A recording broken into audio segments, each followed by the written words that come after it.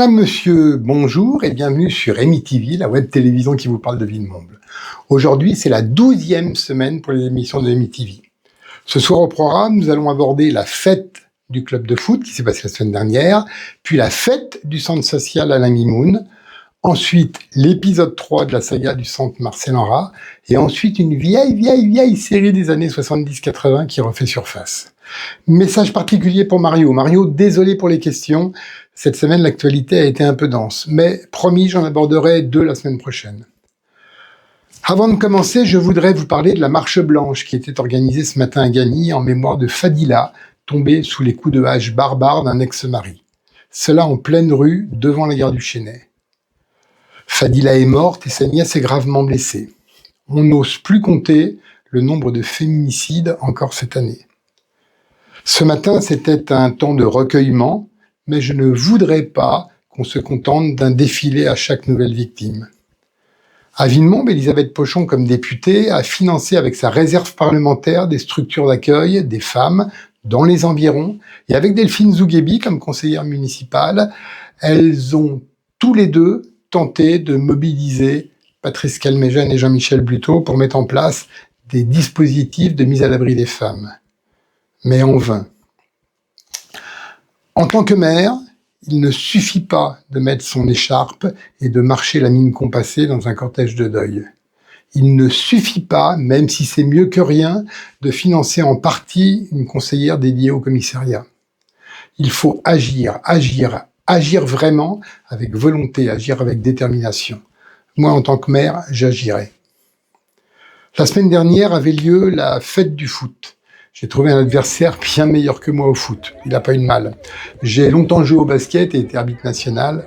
Une chose que j'aime dans les sports co et que j'ai vu l'autre jour, c'est de voir les jeunes devenir entraîneurs à leur tour et transmettre les valeurs du sport aux plus jeunes, à l'image de ces 2 jeunes entraîneuses du mini-foot. Monsieur le maire, ce n'est pas en diminuant les subventions de Villemomble Sport que nos jeunes pourront continuer à transmettre et porter les valeurs de fraternité du sport à Villemomble. En tout cas, ce ne sera pas ma manière de gérer la ville. Maintenant, quelques images de cet après-midi où le centre social des Marnaudes organisait une fête. Beaucoup de monde, beaucoup d'enfants et message un peu particulier de très bons smoothies. Il faut à tout prix valoriser ces fêtes de quartier. On verra si c'est le cas dans le prochain journal municipal. Passons maintenant à l'épisode 3 de la saga Marcel Henrat. Aujourd'hui, interview d'Elisabeth Pochon et de Marc Dédy. Marc Dédy, Elisabeth Pochon, bonjour. Ça fait 15 jours maintenant que nous parlons du centre Marcel Henrat, entre autres avec Janine, qui était la dernière infirmière, et qui était d'ailleurs également déléguée syndicale. C'est pour ça qu'elle connaissait tant de choses. En 2000, aux alentours des années 2000, Patrice Calmejane décide de fermer le centre Marcel Henrat. 2008, donc vous étiez à l'époque tous les 2 conseillers municipaux. Est-ce que vous pourriez nous expliquer un petit peu ce qui s'est passé? Lequel de vous 2 commence? Elisabeth? Oui, alors c'est en fait l'histoire du centre Marcel Henrat avec la gauche, c'est une longue histoire.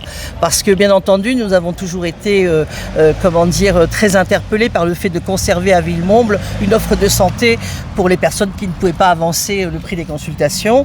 Et après ce que nous a raconté Janine Aubin sur les difficultés financières du centre Marcel Henrat, à un moment donné, Patrice Calmejane prend la décision de fermer le centre Marcel Henrat. Donc nous, on se mobilise, donc ça c'est dans les années 2008, on se mobilise en disant c'est pas possible que ça disparaisse. Il fait une petite marche arrière et il se trouve que les locaux de la sécurité sociale sont devenus disponibles parce que la sécu qui se trouve juste derrière nous là, nous est partie, pas une bonne idée pour notre ville, mais voilà, c'est comme ça. Et donc il nous présente au conseil municipal le fait de effectivement transplanter le centre Marcel Henrat. Dans un premier temps, c'était ou le fermer ou ça, on accepte, même si 6 mois plus tard, dans un autre conseil municipal, on décide de s'abstenir parce qu'on trouve que l'offre de remplacement n'est pas à la hauteur de ce qu'on attend. Voilà. Janine, la semaine dernière, nous parlait effectivement de l'offre de santé qu'il y avait au centre Marcel Henrat. C'était pléthorique. Hein. Elle disait c'est une vraie petite clinique. Là, en fait, le centre est tout petit, enfin était tout petit. Tout petit, il reste un peu de médecins, un peu de dentaires, la prévention finit par disparaître, mais on nous dit que ça va venir. Et en fait, ça ne viendra pratiquement jamais. Et surtout, on se rend compte que déjà, ça n'intéressait pas beaucoup la municipalité vraiment de se battre pour ce type de santé dans la ville. Et l'avenir nous dira que c'est toujours le cas quelques années plus tard. Marc, tu voulais peut-être... Oui, ce que je voulais dire, c'est qu'il faut savoir que le centre Marcel Henrat est géré par une association. Et Elisabeth rappelait notre action comme élue. Nous avons toujours eu beaucoup de difficultés à savoir ce qui se passait dans ce centre, de quelle manière il était géré. Nous avons souhaité à plusieurs reprises entrer dans cette association. Alors c'est une association très particulière qui est organisée pour que justement les membres qui souhaitent simplement adhérer à cette association ne puissent y entrer que s'ils sont cooptés par ceux qui y sont déjà. Donc autant vous dire que nous n'avons jamais pu rentrer dans cette association jusqu'au moment très récent où on découvre un trou abyssal, et alors là, il n'y avait aucun problème, on pouvait venir, et on nous a même proposé éventuellement le poste de trésorier, ce qui est quand même extraordinaire. Histoire de pouvoir nous faire porter le chapeau sur la dette. Alors, donc en ce moment, le centre est fermé. Dans le prochain épisode, on verra effectivement pourquoi le centre est fermé.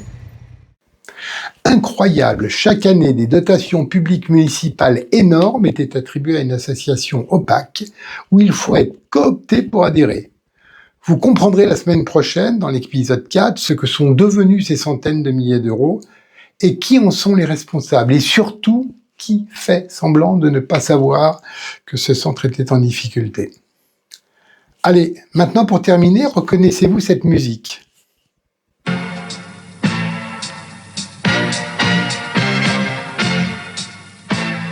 Et oui, c'est Dallas.